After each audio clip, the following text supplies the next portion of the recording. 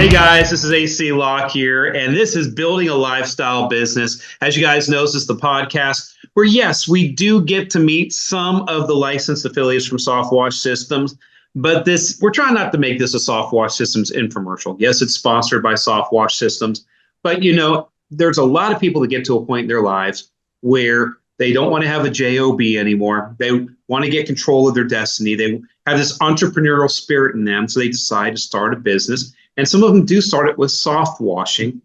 So we are going to talk about that a little bit. But we really want you to get to know these different people because everybody has a different and unique story.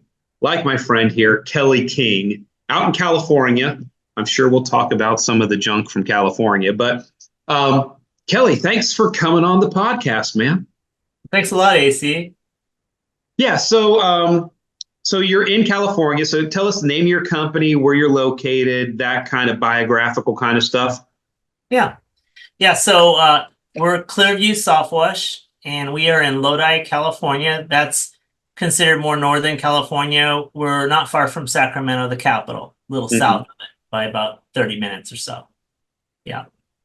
And so this is a bit of a family business. I know that your son Ryan's involved in the business, but tell me about your family. I know you got your wife and your son, and even you've got a very colorful family past, and I want you to touch on some of that there. But tell me about this whole family dynamic you got going.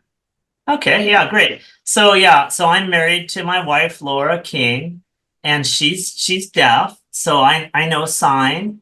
And so we have a son, Ryan, that was from another marriage, but Laura just treats him just like, that he's blood, so right. It works great. And we met about 2001. So I was online, and, my sister was encouraging me to talk to this lady that lived in Lodi, and I'm like, yeah, but she's deaf. And she's like, you could learn sign language, and so I'm like, I guess I could. So anyway, so I met Laura, and it was important to me that whoever I met would accept my son and treat my son like they were their own, And so we met a couple times and ended up going out on a walk. And she was like, I didn't know that me asking her to go for a walk was like so serious. She's like, oh man, I can't believe that you brought your son, the second time we met. And I'm like, it's just a little nature trail in Lodi. Yeah, going on a walk. And I'm like, I don't want to mess around and, date for 2 or 3, 4, 5 times and find out you don't like kids. So I brought him along.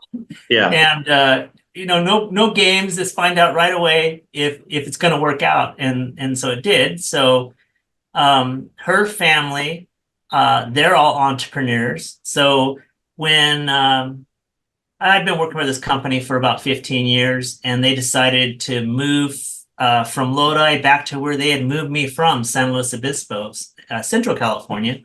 And they had been bought out a couple times, and I just didn't trust the company anymore. And I'm like, they'll probably move us again or something, And so we decided to stay. And so I had lost my job there, and I worked with her family for a little bit doing roofing, and realized that roofing wasn't my thing. And so I started a few little businesses that didn't seem to work right. And one day I was just out cleaning my own windows, and I'm like, well, this is kind of fun, cleaning the house, seeing the difference. And I'm like, I wonder if people do this. I wonder if people, clean windows for a business. And so I, looked in the phone book at that time, because it was 2004. And I'm like, oh, there's like only 1 or 2 companies in Lodi. So I'm like, well, there's not that many. So then I got on the internet and looked around and saw some start your own window cleaning business. So I presented it to my wife, and she's like, you want to start a business? And I'm like, well, your family does. They're gypsies, and they all have a business, and they're doing well. Maybe we could do that. And she's like, all right. How much is it? And so just bought a few tools and parts to go out and clean windows. And then once I got a job that was a 2-story job, I went out and bought a ladder, so I couldn't even buy a ladder at first. I didn't have enough money. So waited till I got a job. So I think one of the colorful things, and you glanced over it, I was waiting to see if you mentioned it because I really wanted to go there, is I remember one time I was speaking at a convention and I started talking about gypsy cleaners. And you guys come up to me afterwards, you know, offended, but not really offended, mostly offended just to give me a hard time, you know. And you're like, you know, I'm proud to tell you that our family, we're gypsies. And I'm like, oh, come on, you're not gypsies, right? No, our family, we come from gypsies. And I was just like, okay, I'm sensing here that you're serious about this. And Laura's, you know, even though Laura is deaf, she speaks. And so, you know, she can still speak. And she's, you know, speaking the way that she does. And she kind of has her Laura accent. And she's like, no, we're gypsies. And I'm like, all of a sudden I realize, oh, crap.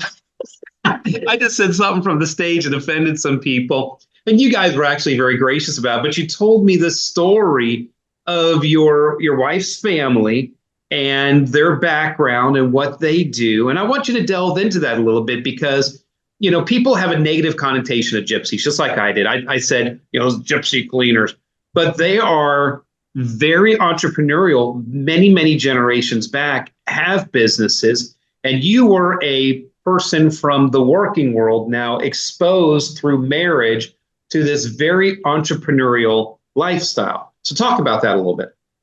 Oh, it is pretty funny, you know, and we weren't upset. I just thought you were mentioning it, so I might as well tell you, you know. That's right. Hey, guess what? You know, the family's gypsies, you know. Right. I remember one time when I had already started my window cleaning business and I went up to Boise, and there's a lot of the family up in Boise, Idaho. And I was at the bachelor party, and they were just barbecuing at one of the cousins' houses or something. I didn't know anyone, you know, and I felt pretty intimidated by it was just a bunch of gypsy men, you know, and one of them was like sitting next to me and he looks over at me and goes, what do you do? Do you do painting or do you do paving or what? Because that's what the gypsy travelers do, a lot of paving Right. and painting and stuff like that. And I'm like, I don't do either. And he's like, what? Do you have your own business? Yeah. I'm like, window cleaning. And he's like, huh, window cleaning. You make any money at that? You know?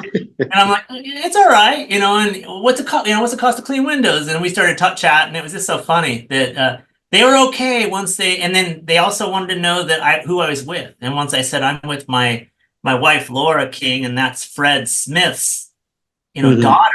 Oh, Fred, all right.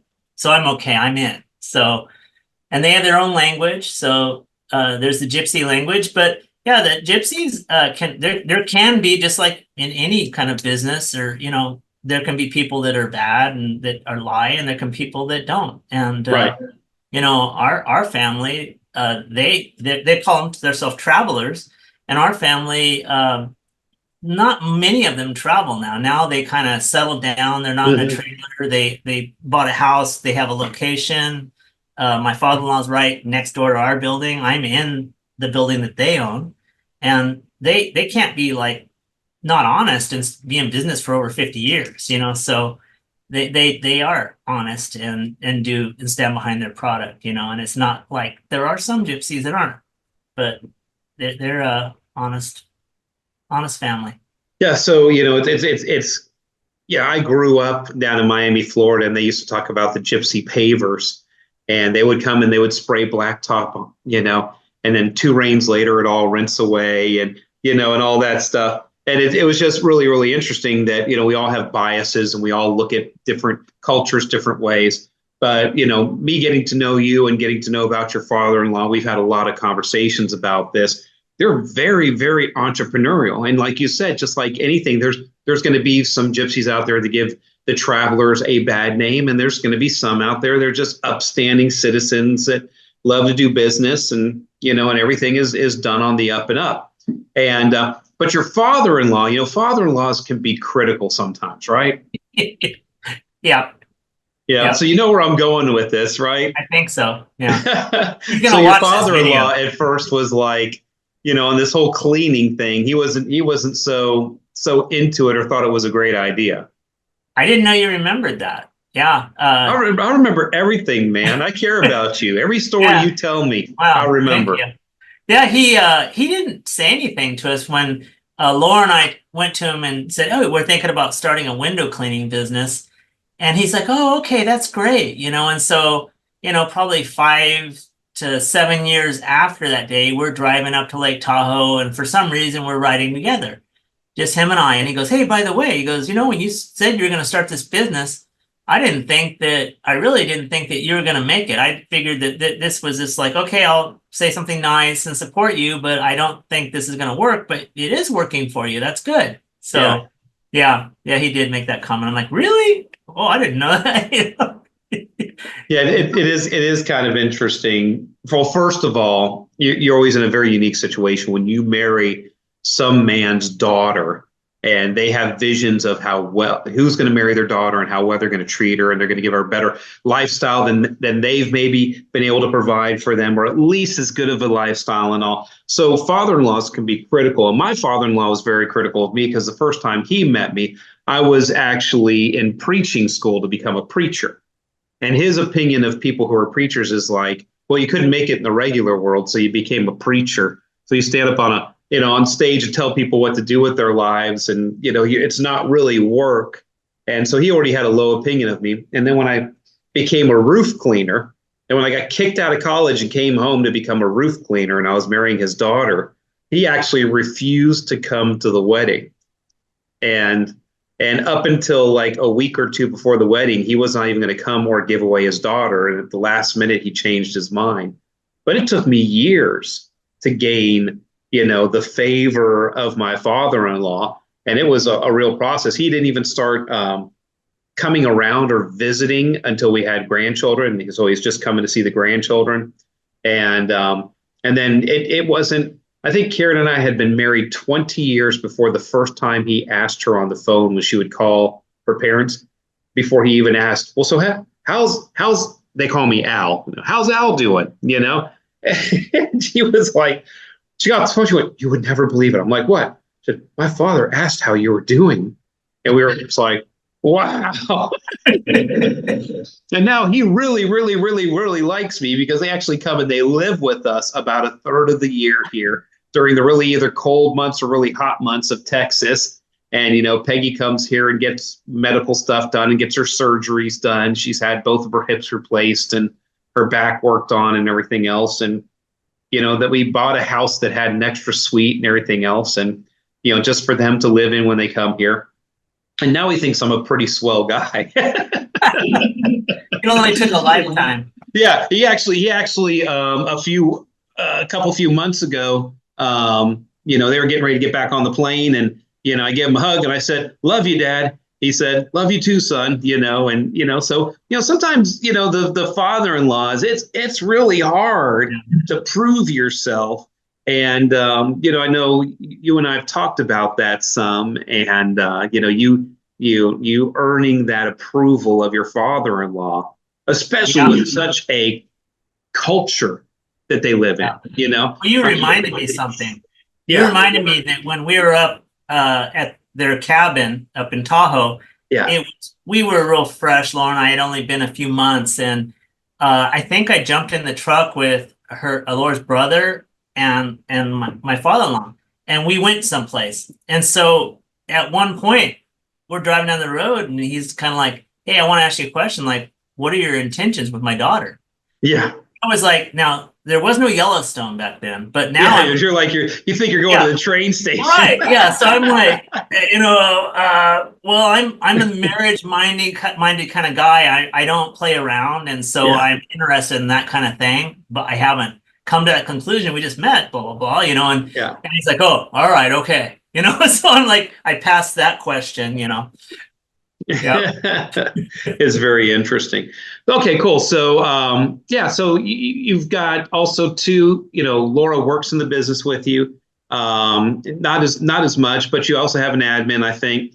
And, but Ryan's really worked quite a bit in the business with you. So tell me about what it's like for you to work with your son as much as you do every day in the business. Yeah, I really consider that a blessing because I do talk to a lot of people out there that their kids have moved across the country or something, and I get to see him every day, and then sometimes on weekends and in the evening, and so I just love that I get to see my son all the time and see him grow and try to nurture him and teaches me patience, some of the stuff he says to me and so, but yeah, it's been and he's like he can do like a lot of different things in the company. So he's done some sales, he's done flyering and marketing and he's back on the truck because he really does like it. And so back on the truck for a while, but I'm like, hey, you're gonna have to eventually be able to like be the owner, and Right. be Yeah, able you have to to run this thing one day. yeah. Yeah. So I've been encouraging him to be on some of the tribe time kind of stuff, and he just isn't there yet. Like he's not really. If I make him and I push him, he'll do it, but he still wants to do behind the scenes kind of stuff. He doesn't want to be the guy in front. He doesn't want Right. to go to the BNI meeting that I would like him to go to. He's gone, but it's not his comfort zone. He's a S and a C. And Mm. so he yeah, he doesn't like that kind of stuff, but it's been great being able to work together. And when he graduated from high school, we're like, do you want to go to college? What do you want to do? And he's like, I'd really like, to work in the business and be in the business. And so he went that route. Well, that's cool. That's very cool. Yeah, it is. I get to see my son every day. He works in one of my businesses, Disruptor Manufacturing, and is the sales and marketing director over there for that. And yeah, so I get to see him a lot. And it's like yesterday we got some new poles in, and we were so excited, and we're mixing and matching the different types of material and doing different flex tests and everything. And it's just kind of like fun to sit there with your son and develop new products and do business and stuff like that. Because I mean, when you're an entrepreneur, you're kind of one of those types of people that, at least if you're a successful entrepreneur, you're really built to be an entrepreneur. When you go to work, it's what you're passionate about. It's fun. You like to do it. You wake up in the morning, most mornings, not every morning, but most mornings you do wake up going, man, I can't wait to get to work and, get the next thing done and push the numbers forward and all. And so, yeah, so it's part of your, I don't know, it's not really a job. It's almost like a hobby. It's what you're passionate about. And when you can do that with your family members, it is very much so a blessing for sure. Yeah. And what you mentioning, what you're saying right now made me think about my family. They're not entrepreneurs, they just work Mhm. for people. And so I didn't even have that seed planted until I was with Laura to even think Yeah. about it, to consider Yeah. it. And then once I did do it, I'm like, oh yeah, there is a lot of other things that are headaches, but there's so many positives that I love it. But I never, when I got out of high school, thought I'm going to start a business. I wasn't that kind of person, Mhm. until I just saw other people that were in business, and I'm like, wonder if I could do that. Yeah, and different but similar is my wife is from a family that's go to college, get a job, start a career type of mindset. My family is very entrepreneurial. And, so Karen marrying in and being part of my family, it's amazing how much she's grown over the years and gotten very, very astute in business, has a really good business head, is very, very good with numbers and everything. And just watching, even though she didn't grow up in that, how it's, grafted onto her because of our marriage. Yeah. You can tell people, hey, if you want to feel entrepreneurial, you need to start hanging out with gypsies. Well, you would. You learn a little, language too along the way. Yeah, that's right. Learn a little language too.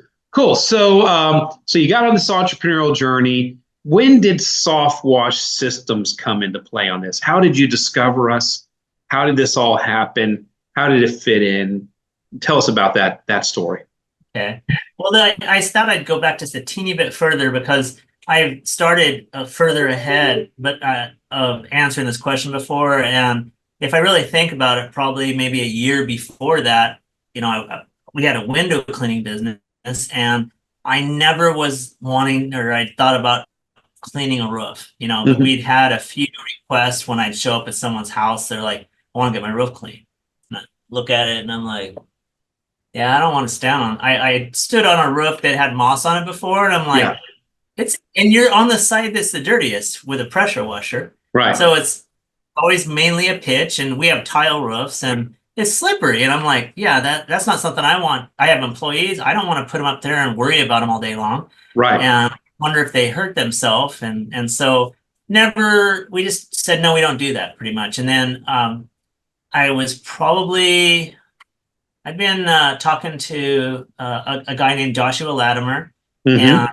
and he had actually called me a few times, and we were talking about workman's comp. And I'm like, how much is your workman's comp in Wisconsin? And he goes, Kelly, what's it matter? He's like, you're in California, people are in business there. Can't Yeah. you just deal with it? And I'm like, okay. So then we watched other things that he was posting, and somewhere in there I saw something from Brandon Vaughn. And Brandon Vaughn was involved with Software Systems with you, and so I probably like texted him or chatted or something like that. And he answered some questions, was real nice about it. And then he's finally like, "Hey man, why don't you just go to Discover Softwash?" And I'm like, "What's that?" And I did my research, and so a long story short, I decided to go to Discover Softwash, and that's how I learned about softwashing. Have you been looking for an investor-grade home service business opportunity? Softwash Systems is what you've been looking for. Come to Discover Softwash and discover your potential. Learn how we provide you with the equipment, chemicals, education, and support for your softwashing business. For more information about becoming a licensed affiliate, call our Shield support agents at 855-763-8669 or visit our website www.softwashsystems.com/discover. Join the revolution. Join Softwash Systems. Yeah, and so when you showed up at Discover Softwash and you looked at everything, what was the appeal for you to start softwashing with Softwash Systems?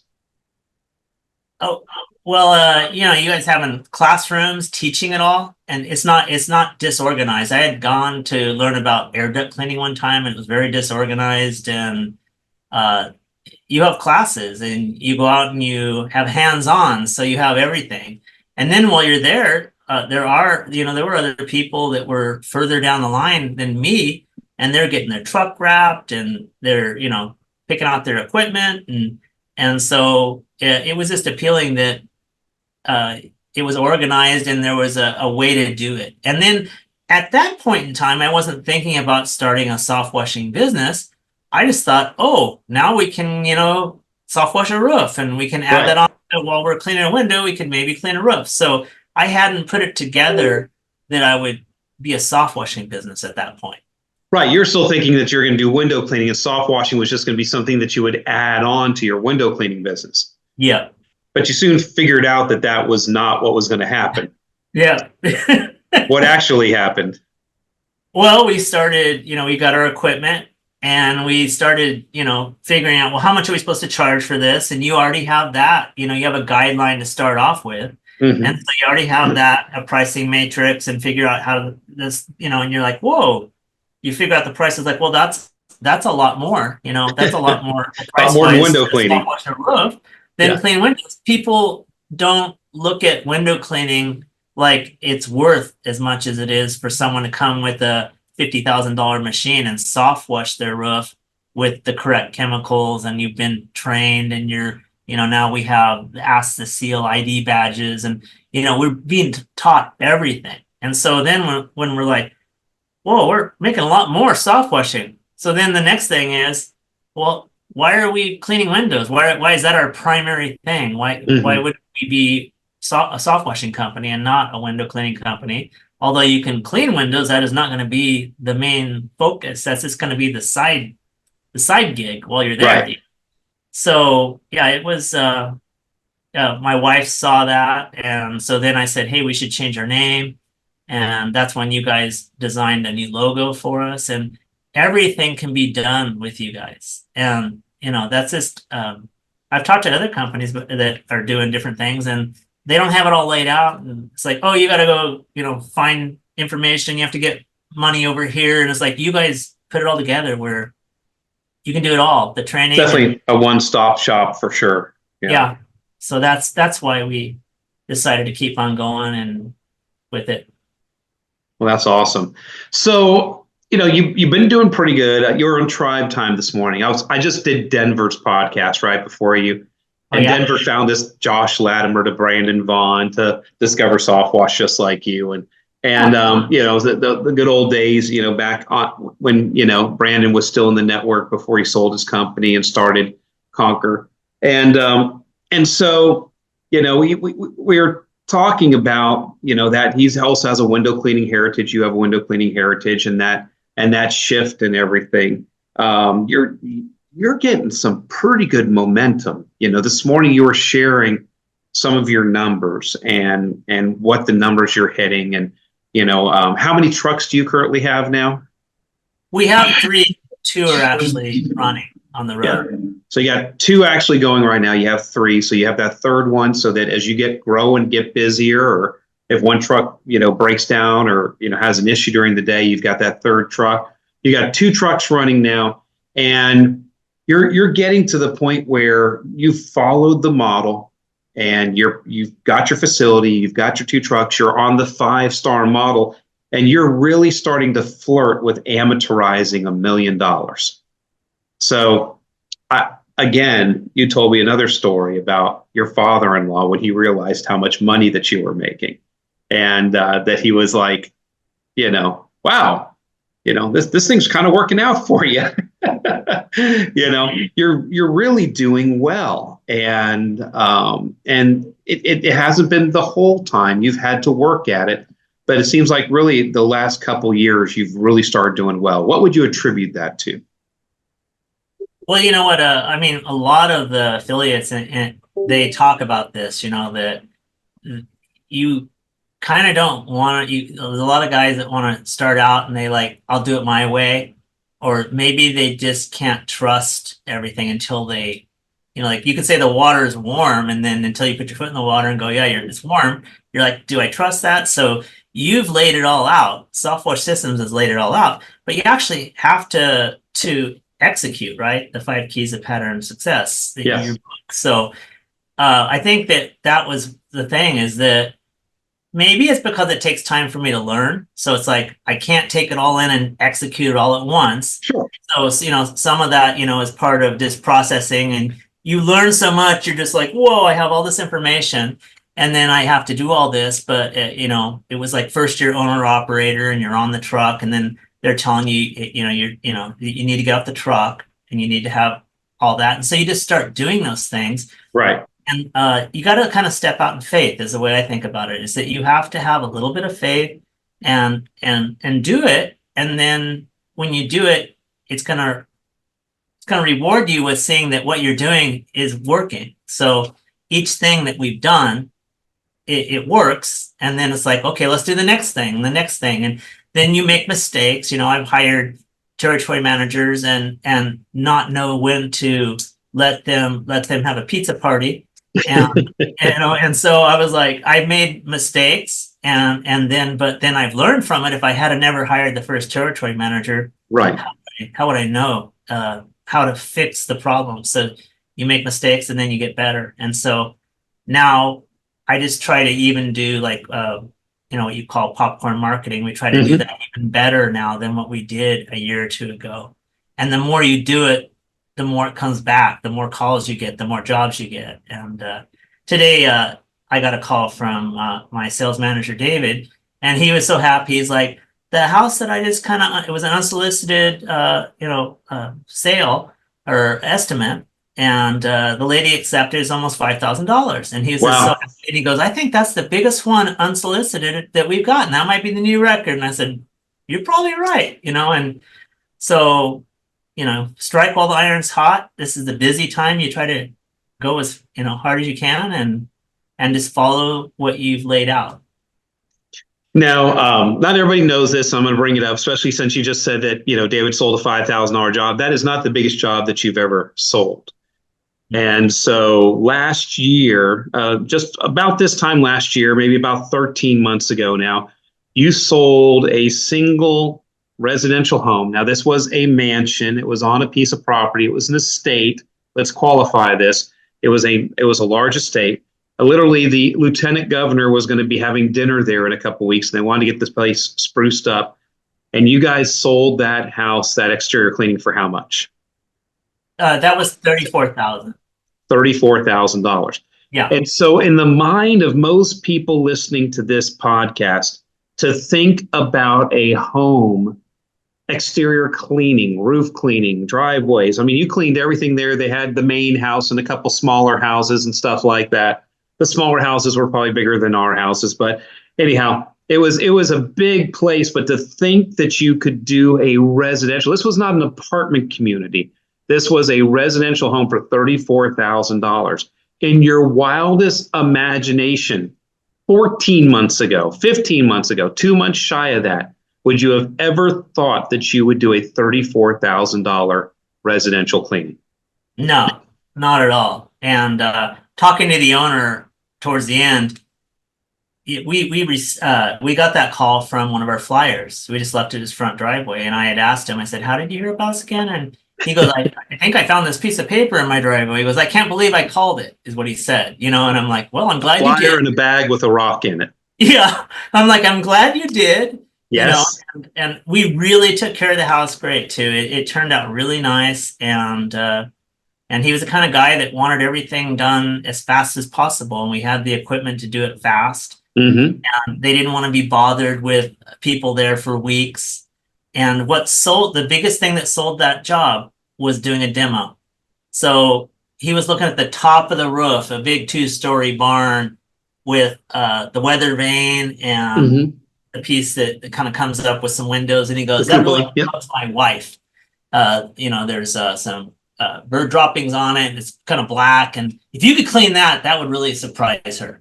And I'm like, so we got our ladder out. And you said, "Hold my beer." Yeah, I got our ladder out, went up there, and he took off on his little golf cart, came back, and he's like, "Whoa, wow." And so he was like, "I'm going to talk to my wife," right? So then we chit chat for a while. And, like 10, 20 minutes of talking about nothing. And then he's like, "You know what? Let's go ahead and do it." Now he doesn't have to talk to his wife all of a sudden. Mm-hmm. And then we went ahead and did it. And that took about 8 days. And we had 8 days with how many trucks, though? 1.5. We had 2 trucks there, but we had 3 to 4 people for that. So, at the outside, 16 days. Yeah. Yeah. Yeah, so that's about right. I mean, we're trying to do a little over $10,000 a week per truck. And so, yeah, I mean, even if you look at it that way, 2 trucks for 8 days is 16 days. And, that's about right. So that's pretty incredible. But even at that $34,000, you don't do those every week. But $5,000 jobs, $6,000 jobs, $8,000 jobs have become pretty regular for you. Yeah, it was this week's schedule. I didn't realize where we were at. So I thought we were, we like to do $10,000 per truck per week. And we probably had 15,000 or 16,000. And I probably still would have been happy with that, coming out of the winter and stuff. But all of a sudden, a few jobs were booked, and I have, a sales manager doing this, and I'm not always here, Right. So I came in and I looked at what was going on. I'm like, whoa, 22,000? What happened? And it's a good thing, but I was like, wow, where'd that come from? That's amazing. Right. Awesome. And so, yeah, that's that. And then, like one day had like $6,000 scheduled on it, a couple of days ago. And so you're getting to the point here where, certainly we're not running, HVAC numbers, or, we all know Tommy Mello. We're not running Tommy Mello numbers here. But, when you think about it, you are the $80,000 a month. 2 trucks, $80,000 is becoming pretty regular for you. And that puts you in about a $960,000 and getting very, very close to being able to capture that $1 million per year. And we reward people at Softwash Systems for doing $1 million in a single year. And what do we give out at Softwash Systems? You give this beautiful ring that kind of looks like a class ring, is what I would liken it to, kind of. But like a Super Bowl ring. A Super Bowl, and it has stones in it, real stones, and yeah. So we reward people when they hit that $1 million. So I'm sure you're looking forward to getting your $1 million producer ring here one day soon. Yeah, that would be a neat new milestone to pass. Well, and I got my sales manager. He's all revved up because he just sold this job, and he's like, "We're gonna do $100,000 next month. I want to do 100." Boom. I'm like, there you go. the right attitude, you know? That's right. Go for it. From your mouth to God's ears. Yeah, I'm like, yeah, you go for it. You know, you're Yeah, not going to hold them back, right? it's awesome. Cool. So, in the future, when you look at where you're headed with Clearview Softwash, what is it going to look like 5 years from now? Just paint a 5 year from now picture. Where would you like to be? I would imagine we'd probably have another location by then. And I would like to not be here 5 days a week. Hmm. I don't want to retire ever really. Like I said, I like to be around my son, but I want to be able to leave for a month and jump in the RV, and like I'd like to go to Alaska. And Hmm. someone told me that takes a couple months to drive there and spend Right. enough time there. And so I'm like, I want to be able to have the free time to go see some things and do some things and with my wife and be with family and stuff also. So I'm almost 60 now, so I'm like, I think it would be nice to have some free time to be able to do that. It's that time. Yeah. Yeah. And then Ryan, I want him to move into running the company and being the lead and me being the support. That's what I would see happening. Well, that sounds like a plan. Well, you're certainly appear to be, firing on all cylinders and doing very, very well. I know it's not always like that, and you guys have had years of rain, and you've had things happen there, and of course, it is California, so doing anything there is twice as hard for you because California is a very unique market to do business in. But man, it's just a great story, and you just got so much information. We could almost do another whole podcast just talking to you about just the victories that you're having, and also too we could probably just do another whole podcast on, because this sounded like a highlight reel here. Okay, tell me all the times, Kelly, it sucked, and we could probably do 45 minutes. And but you're doing well, and we are very, very proud of you, man.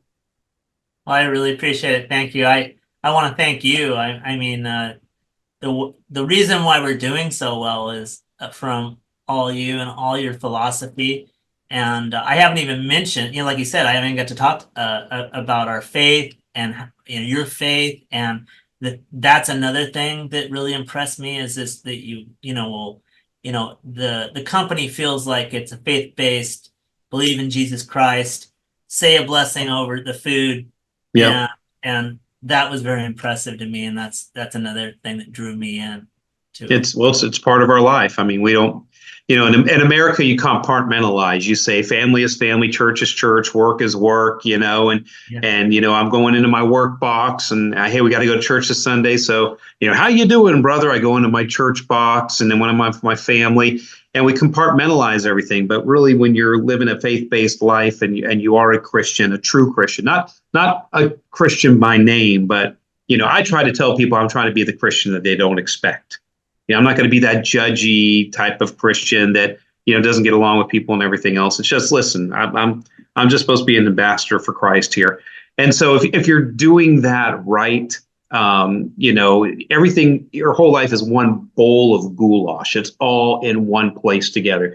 Church is in there with family, is in there with business, is in there with your hobbies and passions, is in there with everything, and it's all mixed up and everything, and it all touches together, and there is no separation.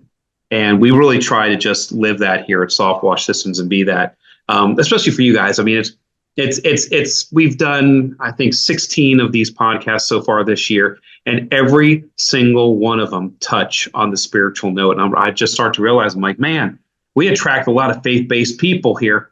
And it's amazing how many of the faith-based people are doing really, really well. Well, I think it's because we don't say church is church and business is business. Church is business and business is worship. And, we're doing our best because we want to glorify God. And so we put, our everything into it every day. And that's why we're successful. Amen. Yep. Well, Kelly, man, I appreciate you so much. Thank you so much for being on the podcast. And we're going to wrap this up. You have any parting words at all to tell anybody that might be listening to this podcast? Well, I think if you're considering starting a business, that it and you're wanting to do something where you could start it yourself and not really spend a lot like starting a brick and mortar type business, that this would be a good thing to go to Discover Softwash. And it's fun. If you've never been to Florida, it's a nice place to go. And then you'll learn, meet some nice people, eat some really great food, and then learn about softwashing. And it can really end up educating you to know whether or not it's something you might want to do. Absolutely. Well, cool. Well, we'll leave it right there at that. Hey, guys, thank you so much for being on the podcast today. If you like what you heard, please go ahead and click the subscribe button right below the screen here. And also go ahead and like and share. If you could share this for us, we'd really appreciate it. It'll help us kind of tentacle our way out throughout the internet and introduce these concepts to more people. And hey, guys, again, thank you so much. This is Building a Lifestyle Business. I'm AC Lockyer here with Kelly King. And as always, guys, go forth and prosper. We'll see you later.